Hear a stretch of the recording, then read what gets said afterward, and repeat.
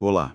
A nossa análise de hoje mergulha numa obra fundamental, O Atlântico de Dor, Faces do Tráfico de Escravos.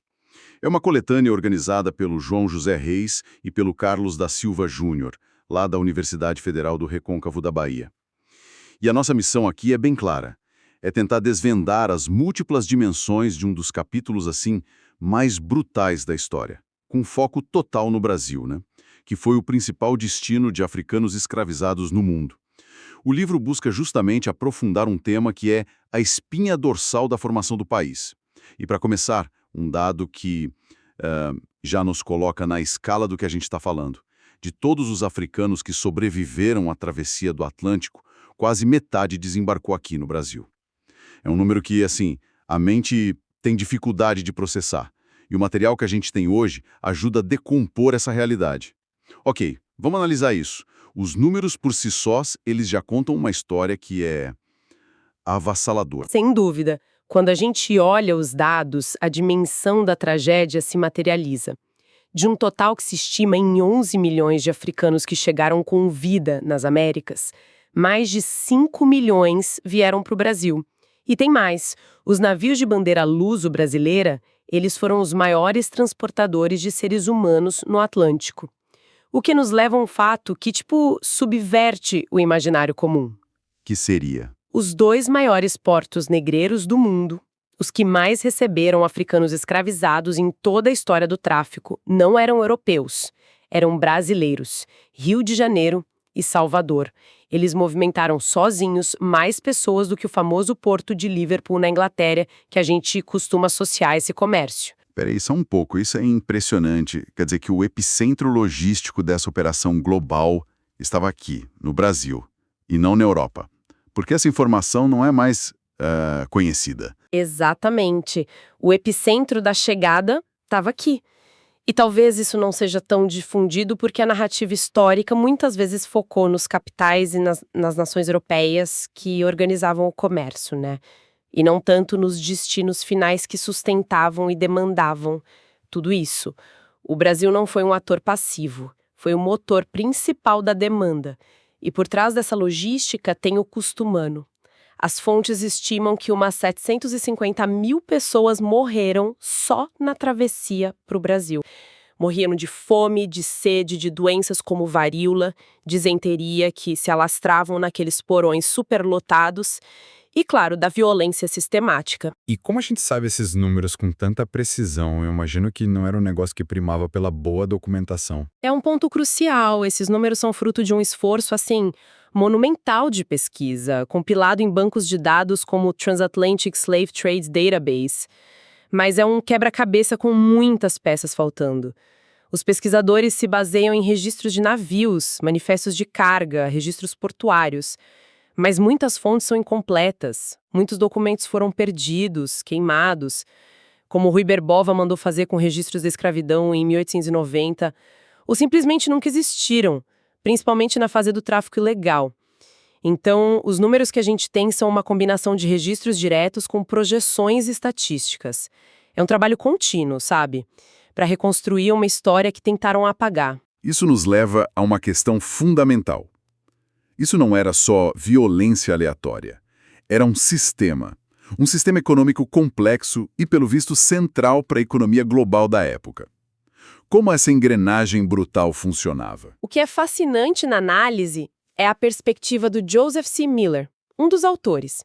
Ele desmonta aquela ideia de que o complexo do engenho, a união de açúcar, escravos e tecnologia, surgiu pronto e foi só transplantado da Europa para cá.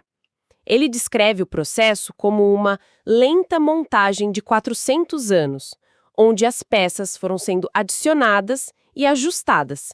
E a base de tudo era financeira. A expansão marítima, a escravidão em massa, isso exigia um capital que a Europa do século XV simplesmente não tinha. Esse capital foi sendo acumulado aos poucos, primeiro com ouro vindo da própria África e depois de forma explosiva com a prata e o ouro das Américas. É esse fluxo de metais preciosos que lubrificou os mercados financeiros europeus e permitiu investimentos de altíssimo risco, como montar um engenho do outro lado do mundo. Certo, o capital foi se formando. E com o colapso demográfico das populações indígenas, era preciso importar mão de obra. Mas a questão que o texto do Miller levanta é: por que especificamente os africanos? Essa lógica econômica me parece um pouco fria demais. Era só uma questão de não gastar ouro e prata? O racismo que já existia na Europa não teve um papel fundamental em justificar essa escolha? Essa é uma excelente questão e as duas coisas estão totalmente conectadas. A fonte argumenta que a lógica econômica foi o motor, mas o racismo foi o combustível ideológico que permitiu que a engrenagem girasse. A desumanização do africano era necessária para que a troca de mercadorias por gente fosse moralmente, digamos, palatável para os europeus e suas contrapartes. Mas a lógica econômica é inescapável e brutalmente eficiente. O ponto central de Miller é que a África não operava sobre o padrão monetário de ouro e prata europeu. Isso criava uma oportunidade de arbitragem única. Os europeus podiam trocar mercadorias de baixo valor agregado para eles, como cachaça, fumo, tecidos indianos de segunda linha, contas de vidro, por aquilo que era o bem mais valioso de todos, a força de trabalho humana. Ou seja, era uma forma de adquirir mão de obra sem gastar o dinheiro de verdade, que era o ouro e a prata, a base do sistema financeiro mercantilista. E esse metal precioso ficava na Europa, fortalecendo os estados. Exatamente. E nas Américas, a lógica se completava de uma forma perversa. A pessoa escravizada, ao desembarcar, era transformada juridicamente num ativo, uma propriedade com valor monetário. E esse ativo humano se tornou a principal forma de garantia para obter crédito na colônia. Um senhor de engenho não precisava de terras para conseguir um empréstimo. Ele hipotecava seus escravos. Eles eram, ao mesmo tempo, a força de produção e a base do sistema de crédito. A pessoa se tornou capital. A história, no entanto, tem um paradoxo gigantesco. Em 1831, o tráfico foi oficialmente proibido por lei no Brasil. Mas os números que a gente viu mostram que o século XIX, justamente o período da proibição, foi a fase de maior intensidade do tráfico. Como se explica isso? Esse paradoxo é a chave para entender o Brasil Império. A cronologia é importante. Primeiro, em 1815, um acordo com a Inglaterra proibiu o tráfico ao norte da linha do Equador. Isso já deu início a um período de contrabando, especialmente para a Bahia, que dependia da costa da mina. Mas o golpe de mestre da ilegalidade veio com a lei de 1831, que proibia completamente o tráfico. Por quase 20 anos, ela foi o que se convencionou chamar de Lei para Inglês Ver. Na prática, o tráfico explodiu. E isso só foi possível por causa de uma rede de corrupção e conivência que permeava toda a sociedade, do juiz de uma pequena vila costeira ao ministro na corte do Rio de Janeiro. E essa rede tinha nomes, figuras poderosas por trás dela. Sim, e os artigos mencionam um dos exemplos mais emblemáticos, o clã dos Souza Breves, no Vale do Paraíba Fluminense. Eles eram conhecidos como os Reis do Café e, não por acaso, os Reis do Tráfico Ilegal. O comendador José de Souza Breves e seu irmão Joaquim eram donos de dezenas de fazendas, milhares de escravos e controlavam uma vasta rede logística para o desembarque clandestino de africanos em portos secretos no litoral do Rio, como em Mangaratiba. Eles tinham juízes e chefes de polícia no bolso, elegiam deputados, financiavam políticos. Eram o Estado dentro do Estado, sabe? Uma demonstração clara de como a elite agrária e escravista ditava as regras independentemente do que dizia a lei. É impressionante pensar nessa rede de corrupção, que ia do juiz local ao ministro. Mas com a Marinha Britânica apreendendo navios, o que acontecia com as pessoas que eram resgatadas desses navios ilegais? Elas eram simplesmente libertadas? Aí a gente entra em outra contradição profunda do sistema, a figura dos africanos livres. Pela lei de 1831, as pessoas resgatadas de navios negreiros apreendidos deveriam ser libertas e, idealmente, repatriadas para a África.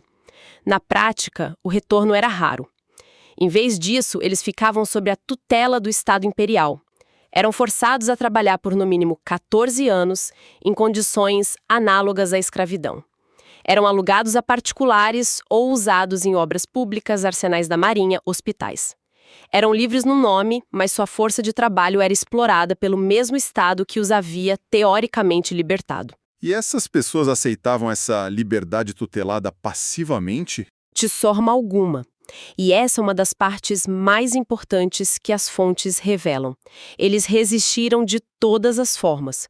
Houve fugas, formação de comunidades, mas também uma luta dentro do próprio sistema legal. As fontes mostram que eles não eram sujeitos passivos.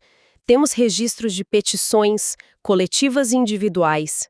Homens como Inácio, um africano livre que, após servir seus 14 anos na Casa de Correção do Rio de Janeiro, se juntou a outros e escreveu diretamente ao ministro da Justiça. Ele usou a linguagem da lei para argumentar que sua tutela tinha expirado e que o Estado não tinha mais direito sobre seu corpo ou seu trabalho. É um vislumbre incrível da luta pela liberdade usando as ferramentas do próprio opressor. Isso muda completamente a perspectiva. A história não pode ser contada só do ponto de vista europeu ou brasileiro. O que as fontes nos dizem sobre o lado africano? De onde exatamente vinham essas milhões de pessoas? Os artigos ajudam a mapear essa geografia da dor. A grande maioria, cerca de 70%, vinha da África Centro-Ocidental, da região dos antigos reinos do Congo e de Angola, abastecendo principalmente os portos do Rio de Janeiro, Pernambuco e o Sudeste. A segunda maior região foi a África Ocidental, a chamada Costa da Mina, hoje Benin e Nigéria, que foi a fonte crucial para a Bahia. De lá vieram povos como os Nagôs, que são os Iorubás, e os Jejes, os Euefon. E como essas pessoas eram capturadas?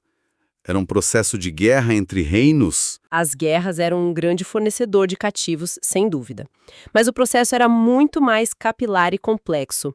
A escravização ocorria também por meio de sequestros em pequena escala, razias em vilarejos, punições judiciais que resultavam em escravidão e até enganos, armadilhas. E é fundamental entender a agência africana nesse processo, para o bem e para o mal. Havia elites e mercadores locais profundamente envolvidos no comércio, que se beneficiavam dele. As fontes mencionam figuras fascinantes e complexas como as nharas, mulheres comerciantes de ascendência afro-portuguesa na região da Guiné. Nomes como Nha Bibiana Vaz de França e Nha Rosa de Carvalho Avarenga. Elas comandavam redes comerciais, possuíam navios escravos e eram intermediárias poderosas entre os europeus na costa e os reinos do interior. E as identidades que chegaram ao Brasil? A gente sempre ouve falar das nações africanas, como Jeje, Nagô, Angola. O que esses termos realmente significavam? Bordam. Essas nações não eram um decalque direto de um reino ou de um único povo na África. Muitas vezes eram categorias amplas criadas no próprio circuito do tráfico. Um termo como Angola podia se referir a dezenas de grupos etnolinguísticos diferentes que foram embarcados no porto de Luanda. Mina podia ser qualquer um embarcado em algum ponto da costa da mina. Eram rótulos de conveniência, baseados em portos de embarque ou em grandes troncos linguísticos. Então eram identidades, em parte, construídas pela própria experiência do tráfico, é isso? Isso, exatamente. E o que é extraordinário é como, ao chegarem ao Brasil, os escravizados se apropriaram desses termos e os ressignificaram. Eles os transformaram na base para construir novas comunidades, redes de solidariedade, irmandades religiosas, formas de resistência. A nação Nagô, na Bahia, por exemplo, se tornou uma identidade coletiva poderosíssima, unindo pessoas de diferentes cidades-estado do Império de Ió e de outras regiões de língua iorubá. Foi uma forma de recriar laços de pertencimento em meio à desumanização da diáspora, um ato de criação cultural em meio à destruição. Então, o que fica claro é que não dá para entender a formação do Brasil sem encarar três paradoxos que a gente viu hoje. Um sistema econômico global que se ergueu sobre uma lógica de desumanização, uma nação que proibiu o tráfico de escravos por lei, mas o intensificou na prática sob o comando de suas elites, e identidades africanas que foram brutalmente apagadas e, ao mesmo tempo, recriadas aqui com uma força impressionante. E há um último fluxo, um refluxo, que completa esse quadro. A história não foi uma via de mão única. Os textos mencionam um fenômeno fascinante: os agudás. Eram comunidades de africanos libertos, muitos deles ex-escravizados, que no século XIX fizeram o caminho de volta do Brasil para a África. Eles não voltaram como eram. Levaram consigo uma cultura já afro-brasileira. Como assim? O que eles levaram? Levaram sobrenomes portugueses, como Souza, Silva, Almeida. Levaram a arquitetura dos sobrados coloniais, que até hoje podem ser vistos em cidades como Lagos, na Nigéria, e Uidá, no Benin. Levaram técnicas culinárias, a religião católica sincrética e até festas como a do Bonfim. Eles criaram uma nova diáspora, desta vez de retorno, e se tornaram uma elite comercial em muitas dessas cidades costeiras, atuando como intermediários culturais. Eles são a prova de que o Atlântico, apesar de ser um oceano de dor, foi também um espaço de trocas e reinvenções culturais incrivelmente complexas. E isso nos deixa com uma provocação. Os organizadores do livro afirmam no prefácio que o tráfico de escravos é um dos primeiros e mais fortes elos da corrente que leva à desigualdade racial e ao racismo estrutural de hoje. De um sistema que foi central para o país por mais de 350 anos, como isso muda a nossa percepção sobre a profundidade das estruturas sociais e econômicas do presente.